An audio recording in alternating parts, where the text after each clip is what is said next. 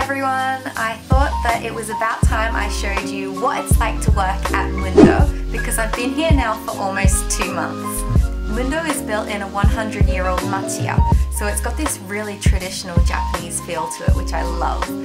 It does mean though the insulation is not great, so it is pretty cold in the winter, but luckily all the rooms have aircon and heaters, and we've got some denki stobu, which is like an electric heater that you pour kerosene into to light. So every time you sort of fill that one up, you never know if you're going to explode or not.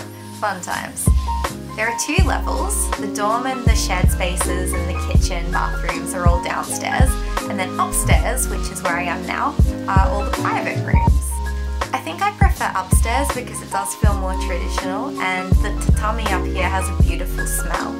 There's also a secret 3rd level, which is actually in the roof, and I like to go up there to sort of listen to the rain if it's raining because you're right underneath the roof.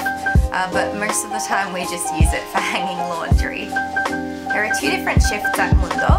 There is the day shift, which involves all of the cleaning and laundry and washing, which for some miraculous reason I have not had to do a morning shift yet. Dodged a bullet there. I work the evening shift, which means that I've got the entire morning up till 3 PM off.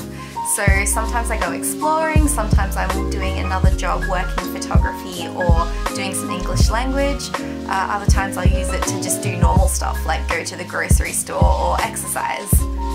So when 3 PM rolls around, I open up shop, fill up the hot water, make a new batch of Japanese tea, and then I wait for the guests to arrive. Our check-in is anytime between 3 and 11, which means that sometimes everyone comes really early and other times people are coming right on 11, so you never know who's going to turn up when. It's always a little bit of a gamble. Checking people in Japanese was super daunting at first because this was the first time I'd ever had to use that kind of vocabulary, but I got used to it really quickly and now I find it really fun, and it's really good practice as well. So when I check people in, I get them to fill out a check-in card, I scan their passport and take their money if they haven't already paid online, simple stuff like that. And then the really fun stuff, I get to chat to them, find out what their plans are for Kyoto. If it's their first time in Kyoto, it's even better because they haven't seen anything yet and I can give all my favourite recommendations. If they have places they want to go, I point them out to them on the map, give them a bus guide as well so that they know how to get around the city. Kyoto is all about the buses here, so Tokyo is about the trains, Kyoto is all for buses and subways. And then just get to know them a bit. I've met some really cool people here, people who I've had extended conversations with, and some people who I still keep in touch with after having been guests here.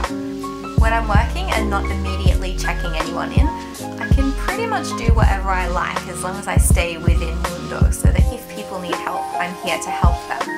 So usually what I'll do in the evenings is my other work, either photography or working as an ambassador for my college, or I might read or study Japanese.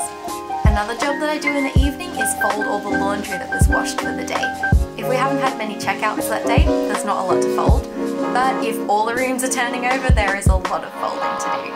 At first I was terrible at this and the other staff laughed at my poor folding efforts, but I think I'm quite a professional folder now. Oh my goodness, she is shocking. Has she done housework in her life? I also have to write up the whiteboard for the following day, so making a list of who's checking in, who's checking out, and what rubbish we have to put out.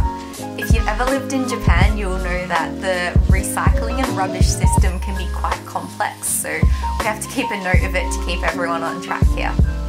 I also tally up how much money I've taken in for the day in terms of cash, so that we can keep a record of that too.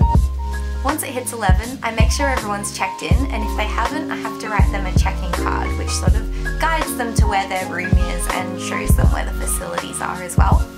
Then I turn off all the lights unless guests are still hanging around, in which case they're welcome to stay up. I just ask them to turn the lights off for me and put away the dishes. And then after that it is shower time and bedtime for me. I'm always so exhausted at the end of a shift because I'm so not used to staying up late, and usually I try and really rush to get in bed and get all cozy, especially with it being winter lately. So normally I'll go to bed around 11:30 or 12, depending how quickly I can shower and get organised. which compared to Australia is quite late. I'm used to going to bed around 10:30, but I've gotten used to it now, so this sort of darkness under here has slightly dissipated. I actually live here as well, which is really convenient when you finish up work late and you just want to get in bed. If you live 3 meters from where you work, it's really easy. So behind reception there is this mysterious staff only door, which me being staff, I get to enter. And this is my room. So normally I'll share with one other person, but there was a stage for a while where I was the only one here, so it was kind of like a private room.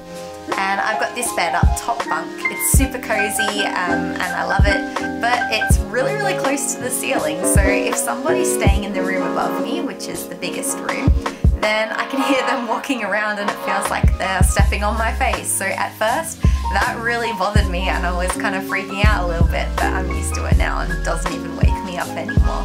I really love working at Mundo. The vibe is so good.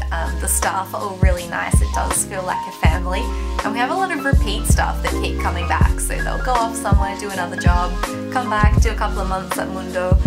I feel like I might become one of those type of staff actually. If you're thinking of doing a working holiday, then doing something like this is a really good idea, because I think it gives you that balance of working and living a normal life, and also being able to explore the city that you're staying in. Oh, by the way, Mundo hasn't sponsored me to make this video. I just wanted to share with you what it's like working here for me and kind of what a day in my life is like doing a shift here at Mundo.